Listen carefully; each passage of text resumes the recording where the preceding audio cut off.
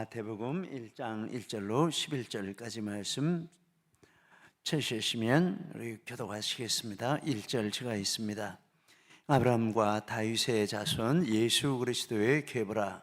아브라함이 이삭을 낳고 이삭은 야곱을 낳고 야곱은 유다와 그의 형제들을 낳고 유다는 다말에게서 베레스와 세라를 낳고 베레스는 헤스론을 낳고 헤스론은 람을 낳고 람은 아미나답을 낳고 아미나답은 나손을 낳고 나손은 살몬을 낳고 살몬은 라합에게서 보아스를 낳고 보아스는 루스에게서 오벳을 낳고 오벳은 이세를 낳고 이새는 다윗 왕을 낳으니라. 다윗은 우리아의 아내에게서 솔로몬을 낳고 솔로몬은 르호보암을 낳고 르호보암은 아비야를 낳고 아비야는 아사를 낳고 아사는 여호사밧을 낳고 여호사밧은 요람을 낳고 요람은 우시아를 낳고 나머지 같이 있습니다. 우시아는 요담을 낳고 요담은 아하스를 낳고 아하스는 히스기야를 낳고 히스기야는 므낫세를 낳고 므낫세는 아몬을 낳고 아몬은 요시아를 낳고 바벨론으로 사로잡혀 갈 때에 요시아는 여고냐와 그의 형제들을 낳으니라. 아멘. 할렐루야. 이제 우리 신약으로 넘어와서 이렇게 마태복음을 이렇게 우리가 읽었습니다. 예수 그리스도의 계보라 이렇게 제목을 잡았습니다. 이 마태복음은 마태가 쓴 복음서이죠. 그 이름을 따라서 이렇게 책 이름을 지었는데 이 마태라 하는 뜻은 하나님의 선물이라는 뜻이고 또 누가복음에 보면 마가복음, 누가복음에 보면 마태라고 하지 않고 레위라는 이름을 썼습니다.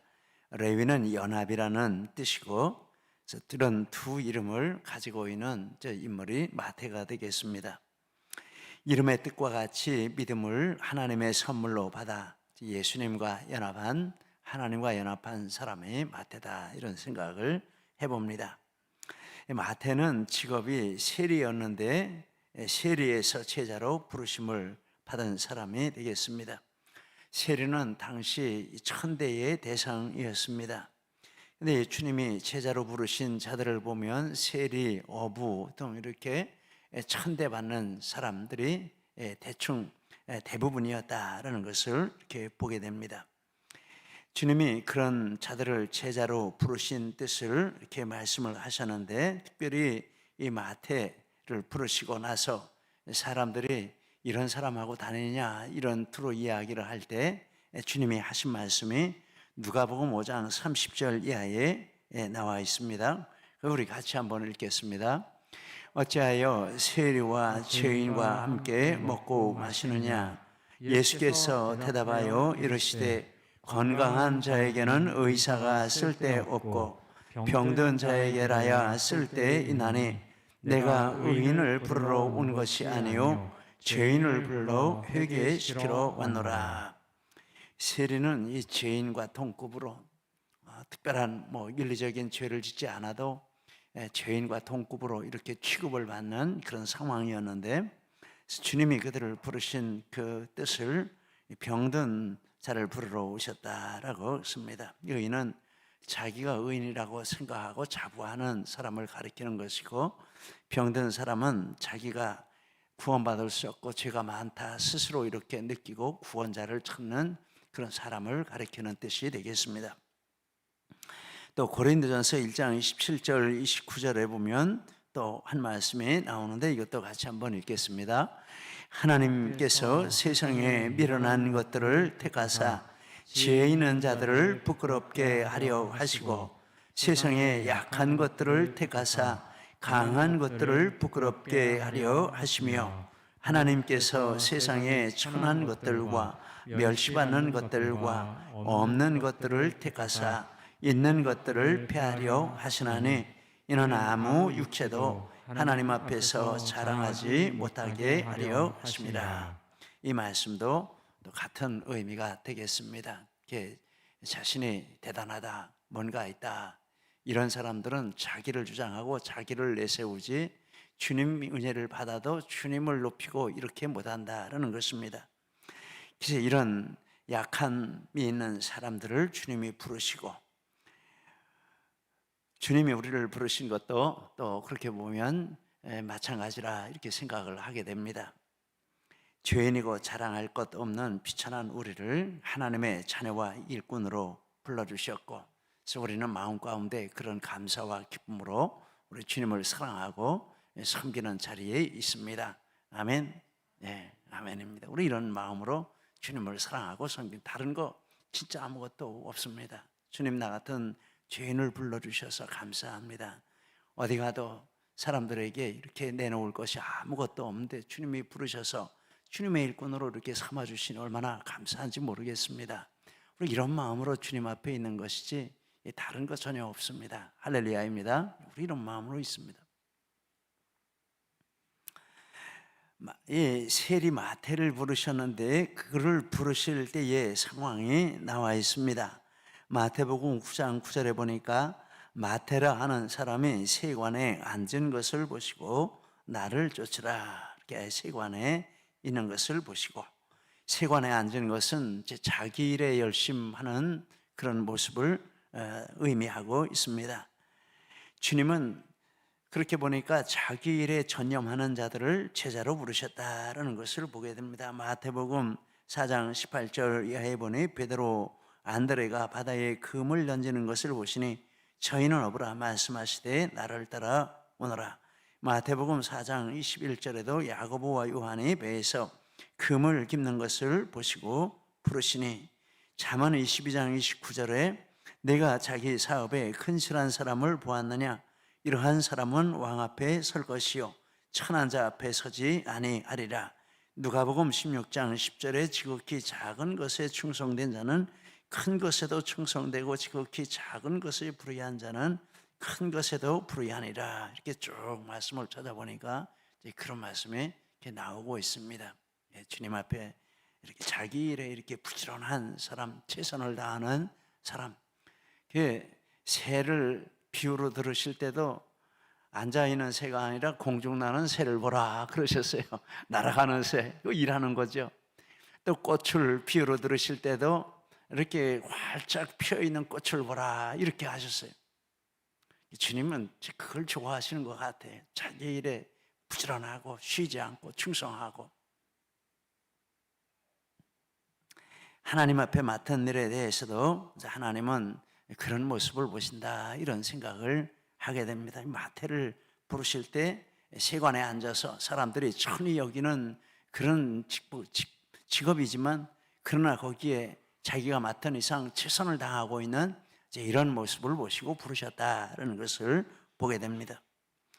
그리고 마태는 모든 것을 버리고 일어나 주님을 따랐다라고 말합니다. 5장 28절에 그 모든 것을 버리고 일어나 따르니라. 다른 제자들도 그렇게 말했어요. 그리고 베드로가 주님께 말할 때 주님, 우리가 모든 것을 버리고 주님을 따랐습니다, 이런 말 했습니다. 아유, 그런 말 할 수 있다면 얼마나 좋을까, 이런 생각도 해봅니다. 야, 주님, 나는 진짜 모든 거 버리고 따랐습니다. 완전히 정리하고 주님만 바라보고 따라갑니다, 이런 뜻이죠. 얼마나 단순합니까? 너무 복잡할 필요 없는 것 같아요. 단순하게 믿어야지 복잡하게 믿으면 그거 복잡합니다. 힘이 없습니다. 단순하게 믿어야 됩니다. 한순간에 그냥 다 정리하고 깨끗하게 털고 일어난 겁니다. 와, 이거 정말 대단한 결단이라고 하겠습니다. 우리 인부 하나 결정하려면 얼마나 복잡합니까? 뭐 하나 순종하려면 얼마나 어렵습니까? 이것도 생각해 봐야 되고 저것도 생각해 봐야 되고, 아이고 안 되겠다, 그냥 이대로 가야 되겠다. 그런데 이 마태는 다 버리고, 제자들도 배도 버리고 아버지도 버리고 그러고 따랐다, 이렇게 말씀을 합니다. 그런데 마태는 영광스럽게도 이렇게 주님의 제자가 되었고, 우리가 아는 대로 이렇게 신약 성경의 첫 번째 책을 쓰는 사람으로 하나님 앞에 쓰임을 받았습니다. 얼마나 대단합니까? 기록연대는 주후 50년에서 70년 사이로 알려져 있고, 주제는 왕으로 오신 예수 그리스도, 이 주제를 가지고 이렇게 성경을 썼습니다.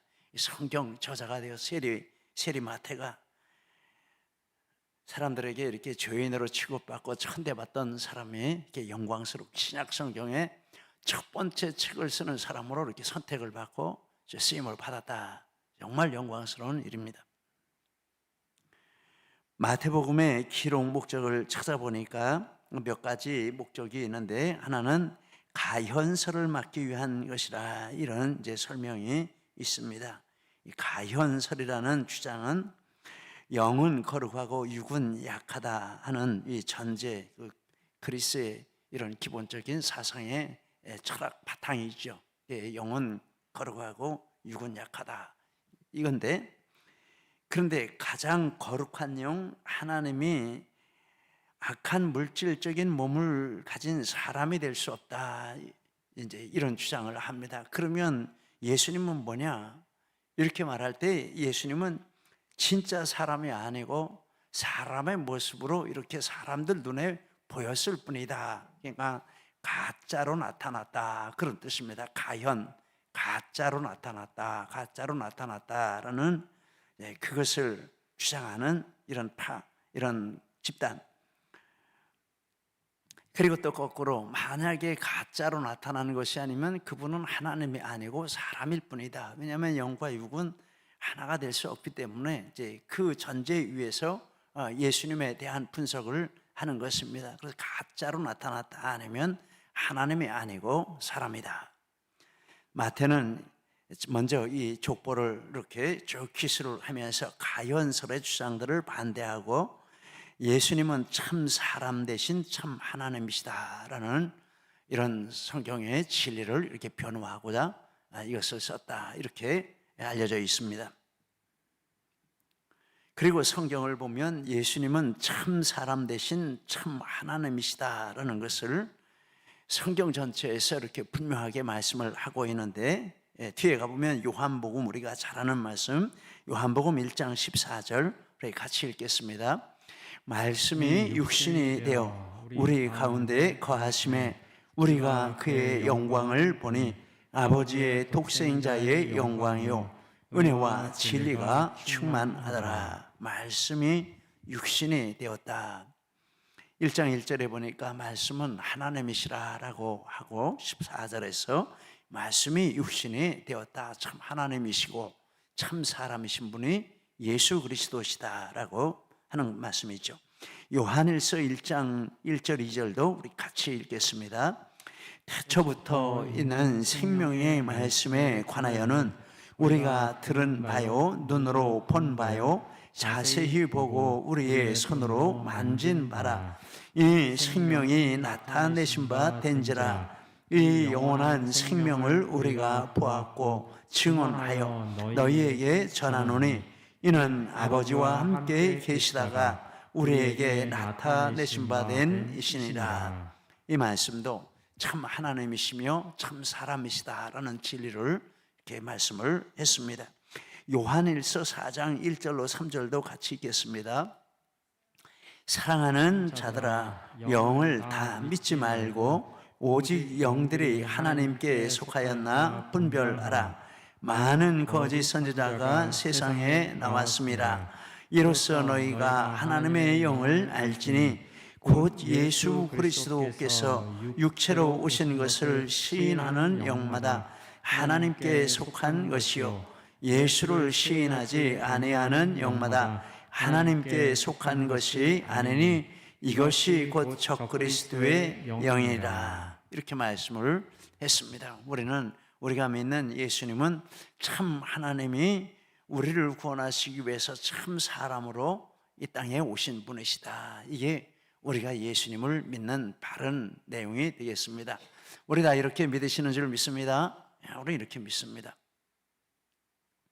그런데 가현설은 이제 이렇게 성경의 내용에 근거해서 예수님을 믿는 게 아니라 헬라 철학에 근거해서 예수님을 그 틀에 맞추려고 하니까 안 맞는 것이죠.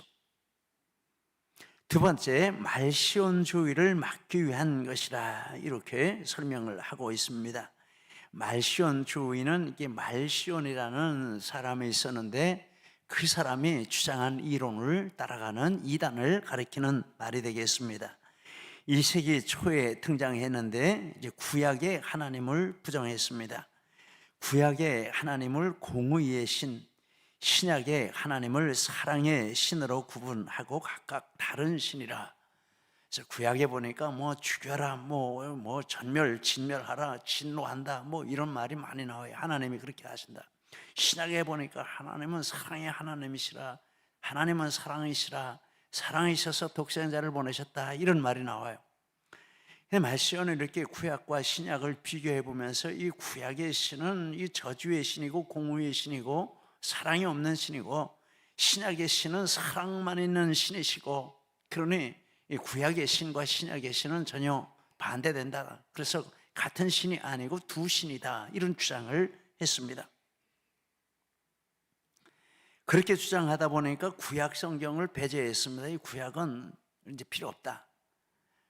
신약 성경만 인정을 하고, 신약 성경 중에서도 누가복음과 바울 서신 등 일부만 참된 성경이라, 이런 주장을 했습니다. 예수님의 신성과 인성에 대해서는 이 가현설을 따랐습니다. 그래서 참 하나님이시거나 참 사람이거나 둘 중에 하나지 둘 다는 아니다, 이런 주장을 따랐습니다. 기존 교회와 이런 주장으로 대립하면서 독자적인 교회를 세웠고 이단으로 판정을 받았습니다. 근데 마태는 역시 이렇게 이 족보를 통해서 구약에서부터 전해 내려오는 그 말씀이 신약의 성취가 되었고, 그래서 구약과 신약은 언약과 성취라는 이런 두 주제로 공통점이 있고 서로 연결되고 하나인 책이다, 이렇게 성경을 이렇게 말씀을 하고 있는 것입니다. 예수 그리스도는 구약의 예언을 신약 시대에 이루신 분이고 성취하신 분이다, 이렇게 보고 있는 것입니다. 그래서 구약의 하나님은 또한 신약의 하나님이시고 동일한 한 하나님이시다라고 이렇게 보고, 그런 배경에서 이렇게 족보를 이렇게 기록을 했다라고 하겠습니다. 세 번째, 동족인 이스라엘 민족으로 예수님을 그리스도로 믿어 구원받게 하려는 목적이 있습니다.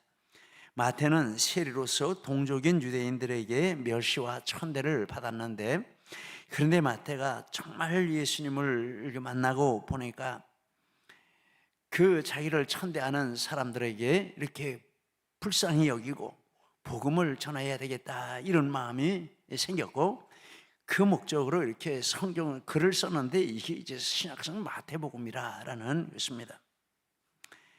바울도 자기를 죽이려는 자들이지만 동족 구원을 소원하는 마음이 이렇게 가득했다는 것을 로마서 9장에 보니까 이렇게 말씀을 하고 있습니다.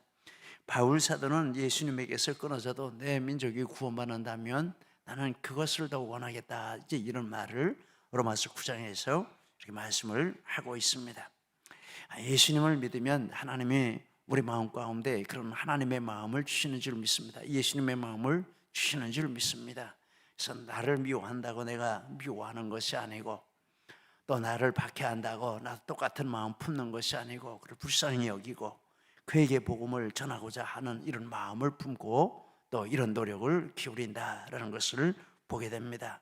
여러분, 우리도 이 세상을 살아가면 가까운 관계도 있고 먼 관계도 있고 또 이런저런 문제도 갈등도 생길 수 있고 그러지 않습니까? 근데 그 모든 일에서 항상 이런 주님의 마음을 품고 사람들을 대하는 이런 마음 가지시기를 바랍니다. 복음이 나를 통해서 모든 대상에게 흘러가야 한다는 이런 사명감을 가지고 잃지 마시고 그 자리를 잘 지키면 하나님의 역사하시는 은혜를 볼 줄 믿습니다. 이제 본문에 들어가면 예수 그리스도는 아브라함과 다윗의 자손이라 1절에 그렇게 말씀을 하고 있습니다. 아브라함과 다윗의 자손 예수 그리스도의 계보라. 예수님을 이제 이 두 사람의 자손으로 말씀하시는데, 그 이유는 예수님은 하나님께서 아브라함에게 주신 언약의 성취자시다라는 뜻이 되겠습니다. 하나님께서 아브라함에게 그의 후손 중에 메시아가 오실 것을 언약해 주셨습니다. 아브라함의 씨로 말미암아 천하 만민이 복을 받는다. 창세기 22장 18절에 내 씨로 말미암아 천하 만민이 복을 받으리니. 그런데 이 씨는 예수 그리스도를 가리키는 말씀이다라고 해석을 합니다. 갈라디아 3장 16절에 보니까 이 약속들은 아브라함과 그 자손에게 말씀하신 것인데 여럿을 가리켜 그 자손들이라 하지 아니하시고 오직 한 사람을 가리켜 내 자손이라 하셨으니 곧 그리스도라. 아브라함에게 내 씨로 말미암아 천하 만민이 복을 받겠다라고 하신 것은 바로 아브라함의 혈통을 통해서 예수 그리스도가 오실 것을 이렇게 예언하신 말씀, 언약하신 말씀이라라고 이렇게 말씀을 하는 것입니다.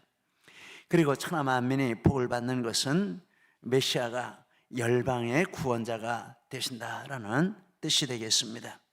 창세기 17장 5절 6절에 보니까 이제 후로는 내 이름을 아브라함이라 하지 아니하고 아브라함이라 하리니 이는 내가 너를 여러 민족의 아버지가 되게 함이니라. 내가 너로 심히 번성하게 하리니 내가 네게서 민족들이 나게 하며 왕들이 네게로부터 나오리라. 아브라함 혼자였지만 아브라함의 후손 중에 이제 이렇게 크게 번성해 가고 열방이 생기는 이런 축복을 주신다라고 하셨는데 이 약속이 예수님을 통해서 이루어졌는데 그 성취는 바로 이 지상 명령, 땅끝까지 가서 모든 민족에게 복음을 전파하라는 그런 명령으로 이렇게 예수님이 선포하시고 그 명령이 성취되는 그 과정 중에 지금도 계속 그 명령이 성취되어 가는 도중에 있는 줄 믿습니다. 마태복음 28장 18절 20절 우리 같이 읽겠습니다. 예수께서 나와 말씀하여 이르시되 하늘과 땅의 모든 권세를 내게 주셨으니 그러므로 너희는 가서 모든 민족을 제자로 삼아 아버지와 아들과 성령의 이름으로 세례를 베풀고 내가 너희에게 분부한 모든 것을 가르쳐 지키게 하라. 아브라함에게 언약해 주셨는데 씨로 말미암아 천하 만민이 복을 받겠다라고 하셨는데 씨는 예수 그리스도시고 천하 만민이 복을 받는 것은 예수 그리스도의 복음이 천하 만민을 구원하시는 이런 열매를 맺는 것을 가리킨다라고 하겠습니다. 예수님은 하나님께서 다윗에게 주신 언약의 또한 성취자가 되십니다. 다윗의 몸에서 날씨를 세워 그 나라를 견고하게 하신다. 사무엘하 7장 12절에 말씀했습니다. 내 몸에서 내 씨를 내 뒤에 세워 그 나라를 견고하게 하리라. 이 씨는 또한 아브라함의 씨가 예수 그리스도인 것처럼 다윗의 씨도 또한 예수 그리스도가 되십니다. 사도행전 13장 23절에 하나님이 약속하신 대로 이 사람의 후손에서 이스라엘을 위하여 구주를 세우셨으니 곧 예수라. 디모데후서 2장 8절에 내가 전한 복음대로 다윗의 씨로 죽은 자 가운데서 다시 살아나신 예수 그리스도를 기억하라. 여기 디모데후서 2장 8절에서는 직접 씨라라고 하고 사도행전에서는 후손이라라고 했는데 단어는 다르지만 의미는 같습니다. 분명하게 이게 씨라고 하고 후손이라고 하고 마태복음 21장 9절에 보니까 무리가 소리 높여 이르되 호산나 다윗의 자손이여 찬송하리로다. 주의 이름으로 오시는 이여 가장 높은 곳에서 호산나 하더라. 다윗의 씨로 나라를 견고하게 한다라는 말씀은 메시아가 열방 통치의 왕이 되신다, 열방을 통치하는 왕이 되신다라는 뜻이 되겠습니다.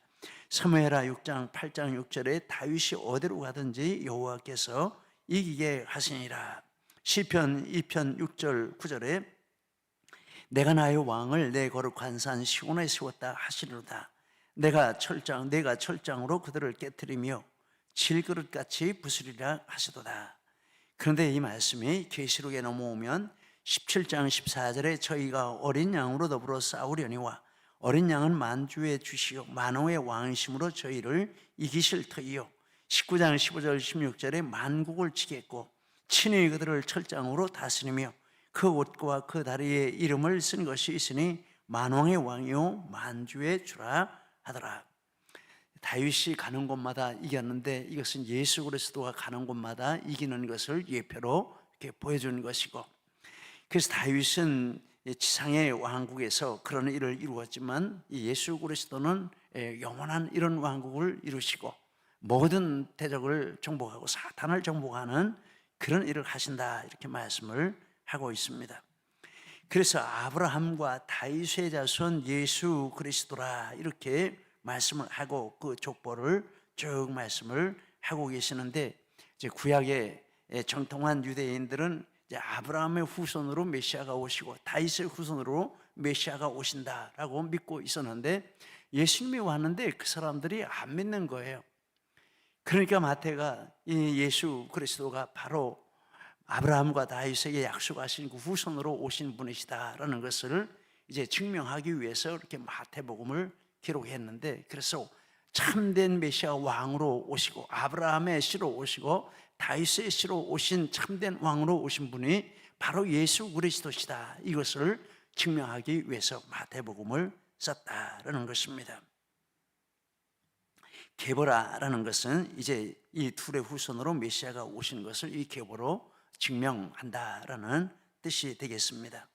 그래서 우리는 두 가지 진리를 이렇게 분명히 해야 할 줄 믿습니다. 구약과 신약은 언약과 성취의 관계에 있는 한 책이고, 언약을 성취해 주시는 구약의 하나님은, 언약을 주신 구약의 하나님은 성취하신 신약의 하나님과 동일한 하나님이시다. 신구약은 한 책입니다. 신구약의 하나님은 같은 하나님이십니다. 우리는 이것을 믿습니다.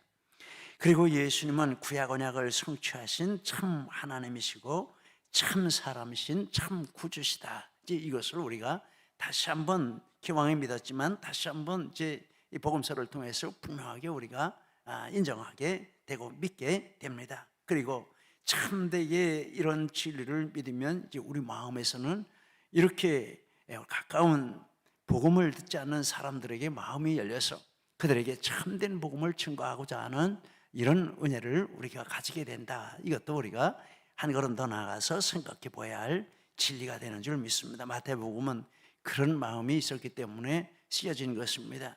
지식이 있어서만 안 되는 것이죠. 탁월한 능력이 있어서만 안 되는 것이죠. 그런 영혼들을 사랑하는 마음이 있었기 때문에 마태복음이 쓰여졌고, 성경 전체가 그런 하나님의 마음의 표현이고 또 그런 마음을 함께 가진 하나님의 종들의 마음이 담겨서 쓰여진 책이라 이렇게 우리가 보겠습니다. 하나님이 우리에게도 이런 마음을 충만하게 해주시고, 비록 우리는 성경을 쓰지 못하지만은 또 이와 같이 구의 목적을 성취하는 그 자리에 함께하는 우리 모두가 되시기를 예수님 이름으로 축복합니다.